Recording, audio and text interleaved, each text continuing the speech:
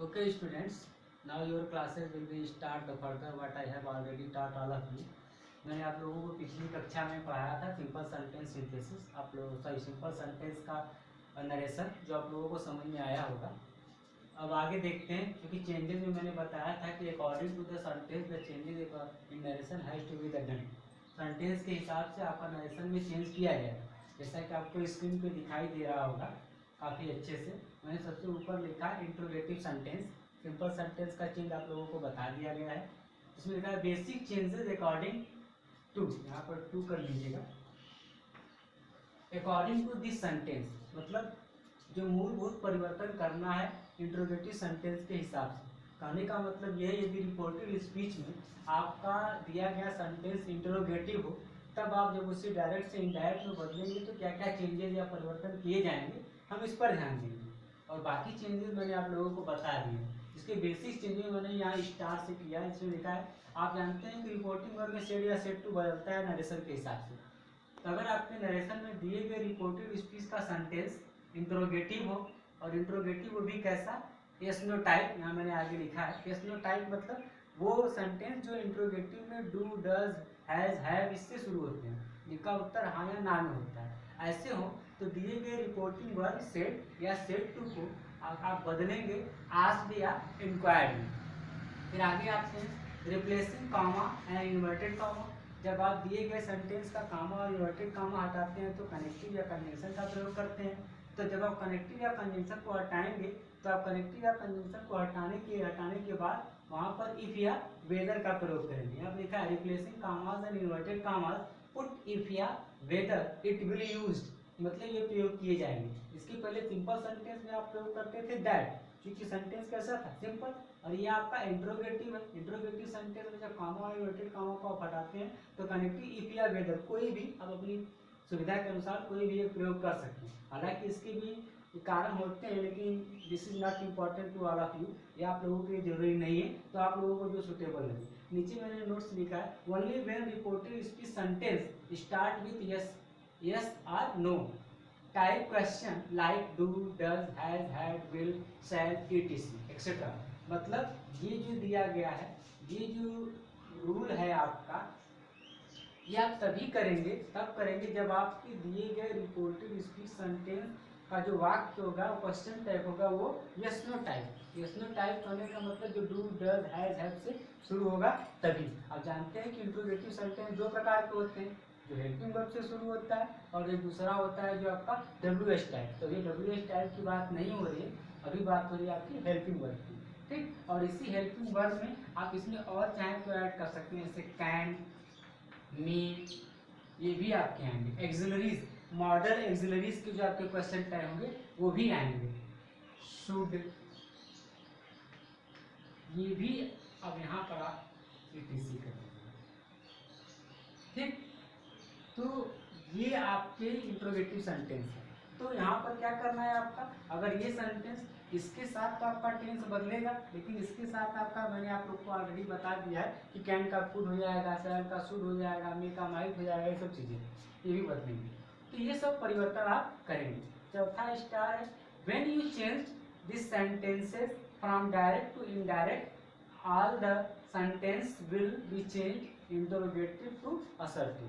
एक सबसे बड़ी बात जो आपको ध्यान में रखनी है, जब आप डायरेक्ट से इनडायरेक्ट में बदलेंगे तो आपके रिपोर्टेड स्पीच का दिया गया वाक्य yes no type question type का होगा। क्वेश्चन जो डू या डज से शुरू होगा या कैन या कुड से शुरू होगा। लेकिन जब आप इसे डायरेक्ट से इनडायरेक्ट में बदलेंगे तो दिए गए इंट्रोगेटिव सेंटेंस को आप असर्टिव में बदलेंगे। असर्टिव अर्थात सिंपल सेंटेंस। इंट्रोगेटिव का स्ट्रक्चर होता है हेल्पिंग वर्ब आपका पहले आ जाएगा, सब्जेक्ट आएगा, वर्ब आएगा, अंत में क्वेश्चन मार्क लगा होगा। और आपके असर्टिव सेंटेंस में क्या होता है, सब्जेक्ट होता है, वर्ब होता है, ऑब्जेक्ट होता है, और question mark will be change into the full stop. So इस तरीके से आप देखेंगे। यहाँ मैंने कुछ एग्जांपल लिखा है जो ध्यान देंगे। और चौथा है rest are the changes, rest of the changes, rest are भी कहते हैं, rest are the changes are mandatory, मतलब जो बाकी परिवर्तन किए जाने हैं या बदलने हैं वो आपके वैसे ही किए जाएंगे, उसके साथ कोई छेड़छाड़ नहीं, वो ऐसे ही किए जाएंगे।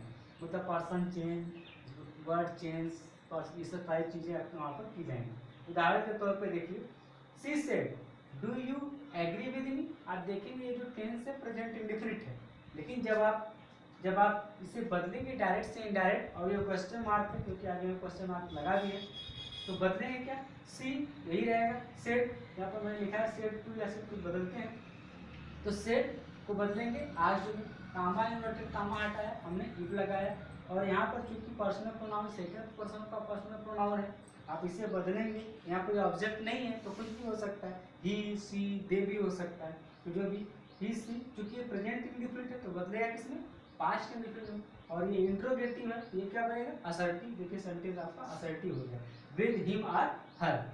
दूसरा एग्जांपल है द टीचर आस्क्ड, यहाँ पर देखिए आज लिखे होगा, सेड या सेड टू नहीं, तो कंफ्यूज नहीं होना है कि सर सेड या सेड टू को बदलेंगे, अगर आज होगा तो क्या करेंगे, आज तो होगा तो कुछ नहीं करेंगे, उसको हम वैसे ही रखेंगे, ठीक। हैड यू डन इट, अब ये जो टेंस है पास्ट परफेक्ट टेंस, तो आप इसको बदलेंगे the teacher asked connective if या वेदर, यहाँ पर भी सेकंड पर्सन का पर्सनल प्रोनाउन है तो आपने ही या शी रखा, हैड डन इट, क्योंकि टेंस क्यों नहीं बदला, क्योंकि पास्ट परफेक्ट टेंस में कोई परिवर्तन हम नहीं करते, या मैं आप लोगों को चेंजेस और टेंसेस में ऑलरेडी बता चुका हूँ।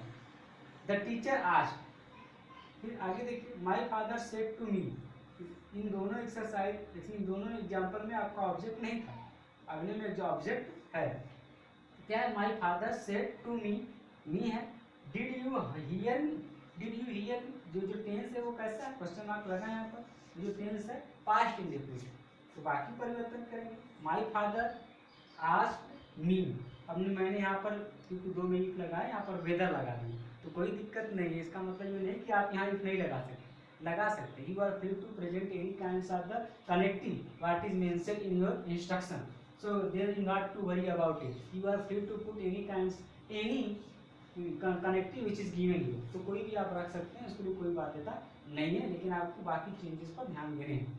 तो वेदर एंड चूंकि यहाँ पर पर्सनल प्रोनाउन आपका यू है सेकंड पर्सन, ऑब्जेक्ट दिया है मी, इसके अनुसार का सब्जेक्ट हो गया आई, हैड चूंकि ये प्रेजेंट इंडेफिनिट है तो बदलेगा किसमें, पास्ट परफेक्ट में, आई हैड हियर हिम, ठीक सही, आई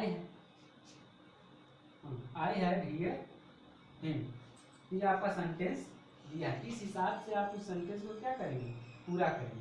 तो जो सेंटेंस आपका बना है, देखा है आपने, इस तरीके से देखा है कितने आपके इंटरोगेटिव सेंटेंस के चेंजेस किएंगे विदाउट डब्ल्यू टाइप, जो कि आपके सेलेक्टिव हैं, जो आपके एक बार एक व्यू में अगर आपका दिया गया रिपोर्टेड स्पीच का वाक्य डब्ल्यू टाइप का नहीं बल्कि हेल्पिंग वर्ब से शुरू है, तो आप सेड या सेड टू को आस्क या इंक्वायर में बदलेंगे, और कनेक्टिव को हटाकर आप इफ या वेदर लगाएंगे, और दिए गए इंट्रोगेटिव सेंटेंस को आप असर्टिव में बदलेंगे, और जो बाकी चेंजेस आपके किए जाते हैं जो पहले आपको बताया गया वो सब आप पहले की तरह ही करेंगे जैसा आप करते आए।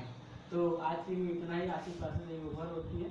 Thank you, you are continue study and like comment and share your friends, thank you.